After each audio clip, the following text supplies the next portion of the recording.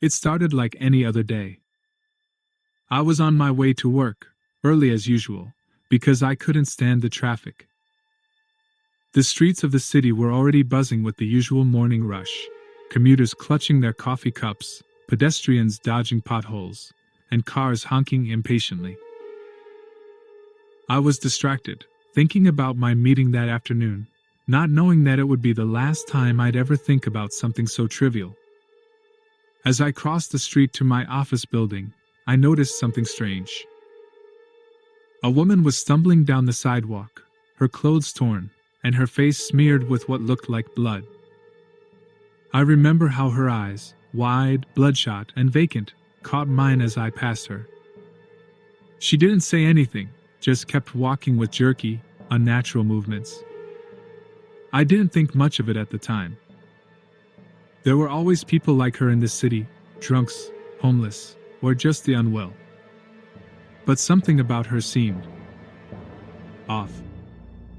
Like she was in some sort of trance, her movements too erratic to be from a regular person.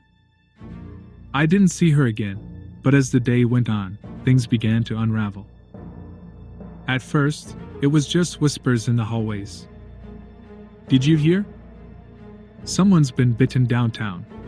The conversation was brushed off as another ridiculous office rumor. It wasn't until the emergency alert system on my phone went off that I realized something serious was happening. Attention, unconfirmed outbreak of violent attacks reported. Seek shelter immediately. Do not engage. My stomach twisted. I had to read the message twice.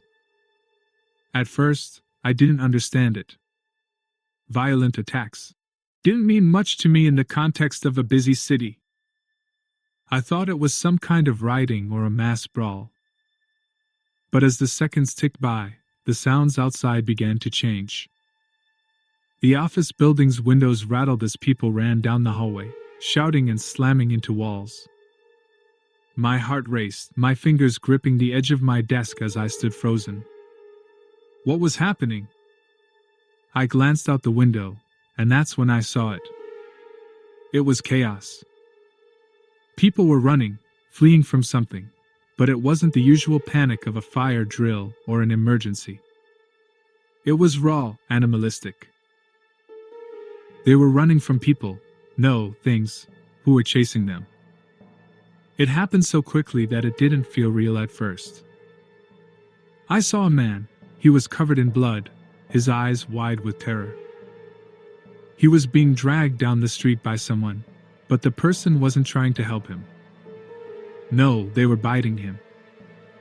I watched, horrified, as this man screamed, only to be silenced when the other person sank their teeth into his neck. The scene was like something from a nightmare, only I wasn't asleep. I turned and ran, no thought, no plan, just instinct. I rushed down the stairwell, trying to stay as quiet as possible. I didn't know if I was being followed or not. There were people everywhere, but they didn't look right. Their eyes were wide, vacant, and their movements weren't normal. They were fast, too fast for what I expected. As I reached the street level, I shoved open the door, desperate for air. I stepped outside into what I can only describe as an apocalyptic scene. The city was a war zone. People were running, some screaming for help, others screaming because they were being chased. I could hear the shrill sounds of sirens blaring in the distance, but the noise was drowned out by the terrifying growls that seemed to be coming from every corner. I sprinted, weaving through the streets, trying to get away from the madness. But it was everywhere. I rounded a corner and saw two people standing by an alleyway. One of them looked disoriented, swaying as if they were drunk. The other was holding their arm, trying to pull them away. Then, without warning, the disoriented person lunged forward, grabbing the other by the throat and biting into their skin. The scream that followed will haunt me forever. I froze, unable to look away as the victim tried to push the attacker off. But the attacker just wouldn't let go. There was no reasoning with them. They were hungry. It was then that I understood. Whatever this was, it wasn't just a disease. It was something else entirely. The infected weren't just attacking, they were feeding. I had to get out. I needed to escape.